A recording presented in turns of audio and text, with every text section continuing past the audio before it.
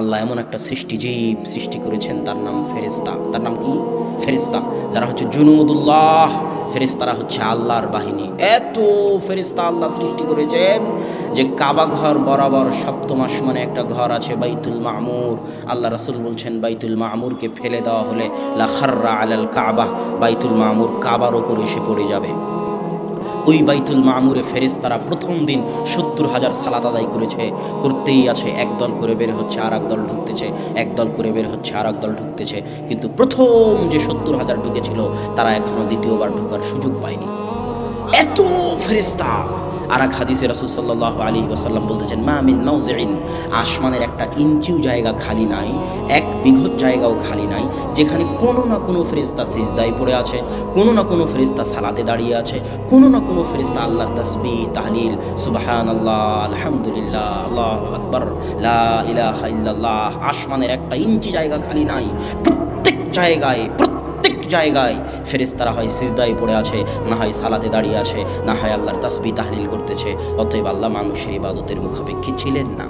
ফেরেশতারাও বলেছিল আল্লাহকে, আল্লাহ মানুষ কেন সৃষ্টি করবেন, আমরা তো আপনার তাসবিহ তাহলিল করতেইছি। আল্লাহ মানুষের ইবাদতের মুখাপেক্ষী নন। আপনি নিজে বাঁচতে চাইলে আপনাকে ইবাদত করতে হবে।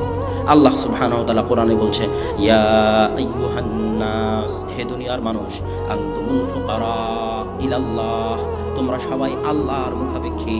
দুনিয়ার মানুষ, তোমরা সবাই আল্লাহর মুখাপেক্ষী। আজ হোক কাল হোক আল্লাহর মুখাপেক্ষী তোমাদের হতেই হবে। আজ হোক কাল হোক আল্লাহর মুখাপেক্ষী তোমাদের হতেই হবে। মানুষ যদি কখনো আল্লাহর মুখাপেক্ষী না হয়, তাহলে একটা দৃশ্য কল্পনা করুন। বিশাল আটলান্টিক মহাসাগরের মাঝে আপনি ডুবতেছেন, যেদিকে চোখ যায় পানি আর পানি, ডানে বামে দক্ষিণে উত্তরে পূর্বে পশ্চিমে যত দূর চোখ যায় শুধু পানি আর পানি। আপনাকে বাঁচানোর কেউ নাই, আপনি হাবুডুবু খাচ্ছেন, মরতেছেন, বাঁচতেছেন। এই অবস্থায় যদি নাস্তিকও হয়, তখন সে আল্লাহর মুখাপেক্ষী হয়ে যাবে। কেন ফেরাউনের কথা মনে নাই? ফেরাউন যখন ডুবতেছিল তখন কার মুখাপেক্ষী হলো? আল্লাহর মুখাপেক্ষী হয়ে গেল। যত বড় নাস্তিক হোক, এরকম পরিবেশে তাকে আল্লাহর মুখাপেক্ষী হতে হবে। আল্লাহ বলছেন, দুনিয়ার মানুষ তোমরা সবাই আমার মুখাপেক্ষী, আর আমি আল্লাহ, আমি কারো মুখাপেক্ষী নই। না কারো টাকার, না কারো ইবাদতের, না কারো গুনাহের আমি মুখাপেক্ষী নই। আর এক আয়াতে আল্লাহ সুবহানাহু ওয়া তাআলা বলতেছেন, ইন তাকফুরু আনতুম ওয়া মান ফিল আরজ, তোমরা সবাই আর দুনিয়াতে যারা বসবাস করে সবাই যদি কাফের হয়ে যায়, আল্লাহ এভাবেই কোরআনে বলছেন, তোমরা সবাই আর দুনিয়াতে যারা বসবাস করে সবাই যদি কাফের হয়ে যায়, ফা ইন্নাল্লাহা লাগানিয়ুন হামিদ, তো আল্লাহ মুখাপেক্ষীহীন। তাদের সবার কাফের হয়ে যাওয়া আল্লাহর সরিষা পরিমাণ ক্ষতি করতে পারবে না। আল্লাহ কারো ইবাদতেরও মুখাপেক্ষী নন, আল্লাহ কারো দানেরও মুখাপেক্ষী নন। আল্লাহ সুবহানাহু ওয়া তাআলা কোরআন মাজিদে বলছে, আফা হাসিবতুম আন্নামা খালাকনাকুম আবাসা, দুনিয়ার মানুষ তোমরা কি মনে করো আমি আল্লাহ তোমাদেরকে এমনি সৃষ্টি করেছি খেলতামাশা? পুতুল বানালাম, ভেঙে ফেলে দিলাম, নদীর ধারে বালি দিয়ে বাড়ি তৈরি করলাম, ভেঙে ফেলে দিলাম। আমি কি তোমাদেরকে খেলতামাশা হিসেবে সৃষ্টি করেছি? তোমরা কি এটা মনে করো? অসম্ভব। আয়াহসাবুল ইনসানু আইয়ুতরাকা সুদা, মানুষ কি মনে করে মানুষকে এমনি ছেড়ে দেওয়া হবে? আলাম ইয়াকুন নুতফাতাম মিন মানি ইউমনা, মানুষ তো একটা শুক্রকীট ছিল। মানুষকে ওই মৃত শুক্রকীট থেকে আমি আল্লাহ সৃষ্টি করেছি। মৃত শুক্রকীট থেকে আমি আল্লাহ সৃষ্টি করেছি। আলাইসা যালিকা বিকাদিরিন আলা আইয়ুহিয়াল মাউতা, যিনি একবার মৃত শুক্রকীট থেকে মানুষকে সৃষ্টি করেছেন, সে আল্লাহ কি দ্বিতীয়বার আপনাকে মৃত্যু অবস্থা থেকে সৃষ্টি করতে পারেন না? মানুষ প্রথমবার মোবাইল বানিয়েছে, কষ্ট হয়েছে। প্রথমবার দিনাজপুর বড় মাঠে সম্মেলন করতে কষ্ট হয়েছে, যত দিন যাচ্ছে তত সহজ হয়ে যাচ্ছে।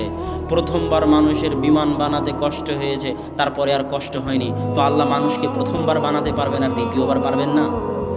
এটা কি আপনি বিশ্বাস করেন?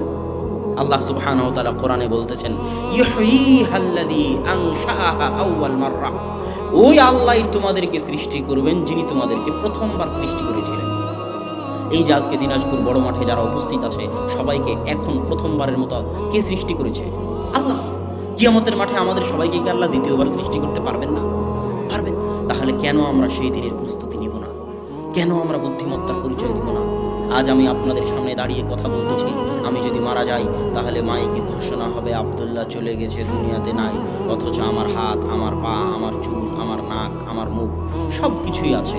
তারপরও মানুষ বলতেছে আমি নাকি চলে গেছি। তার মানে আমি এতক্ষণ যে কথা বলছিলাম, তো আমার ভিতরে একটা রূহ ছিল, ওই রূহটা আমার ভিতর থেকে চলে যাবে।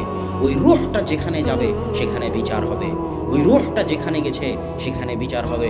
অতএব বিচার সত্য, অতএব কিয়ামত সত্য, পরকাল সত্য।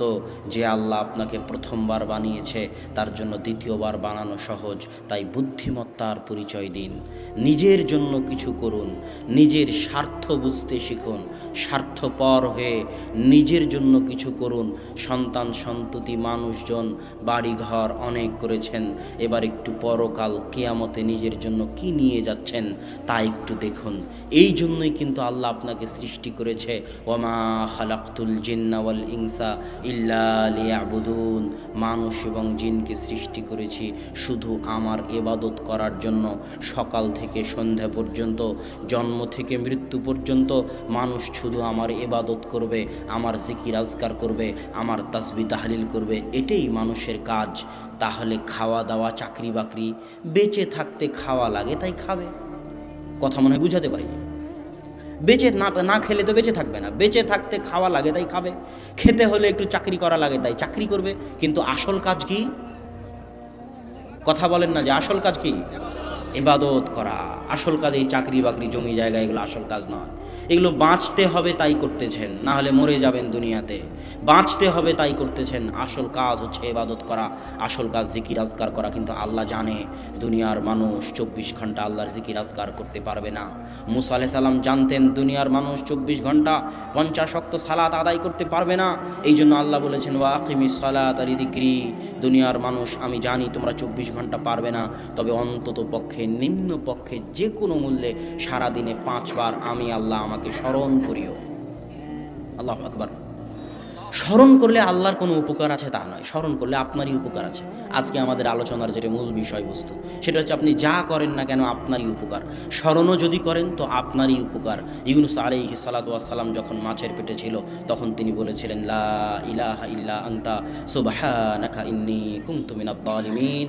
আর আল্লাহ বলছেন ইউনুস যদি মাছের পেটে আমাকে স্মরণ না করত, ইউনুস যদি মাছের পেটে আমাকে মনে না করত, লালাবিসা ফীহি ইলা ইয়াউমি ইউবআসুন, তাহলে আমি ইউনুস মাছের পেটে কিয়ামত পর্যন্ত রেখে দিতাম। আল্লাহ বলছেন ফাযকুরুনি আযকুরুকুম। দুনিয়ার মানুষ, তুমি আটলান্টিক মহাসাগরের অতল গহ্বরে, আফ্রিকার জঙ্গলের অতল গহ্বরে, বিশাল মরুভূমিতে নির্জন যেখানে থাকো না কেন, যখন থাকো না কেন, তুমি একটা নগণ্য সৃষ্টিজীব হওয়ার পরেও আমি মহাপরাক্রমশালী আল্লাহকে যদি স্মরণ করো, যেখান থেকে স্মরণ করবে, যখন স্মরণ করবে, আমি আল্লাহ তখনই সাড়া দিব। আল্লাহু আকবার। তাহলে আল্লাহকে স্মরণ করলে কার লাভ? আপনার লাভ। এরকম বহু ইবাদত আছে যেগুলো করলে আপনার লাভ।